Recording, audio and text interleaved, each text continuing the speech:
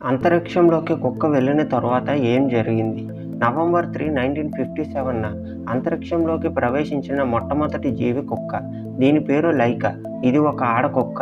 అంతరిక్షంలోకి ప్రవేశించిన తరువాత ఆ కుక్క 6 నుండి 7 రోజులు జీవించి ఉందని, ఆక్సిజన్ కొరత వల్ల చనిపోయిందని పేర్కొన్నారు. అయితే 2002లో రష్యా శాస్త్రవేత్త కుక్క అంతరిక్షంలోకి ప్రవేశించిన తరువాత 5 నుండి 7 గంటల వరకు మాత్రమే జీవించిందని అతను ప్రతిపాదించాడు. ఈ సిద్ధాంతానికి నాసా శాస్త్రవేత్తలు మద్దతు తెలిపారు. 2008లో లైకా గుర్తుగా ఆమె రాకెట్పై నిలబడి ఉన్నట్లు చిత్రీకరించారు. లైకా మరణం తరువాత కూడా కుక్కలను అంతరిక్షంలోకి పంపాలి అనే ఆలోచన అంతం కాలేదు. 1960లో బెల్కా మరియు స్ట్రెల్కా అనే 2 కుక్కలు భూమి కక్షలో సజీవంగా తిరిగి వచ్చాయి. కన్క్లూజన్: ఈ ఇన్ఫర్మేషన్ నచ్చినట్టయితే లైక్ చేయండి. సరికొత్త వీడియోతో మళ్ళీ కలుసుకుందాం.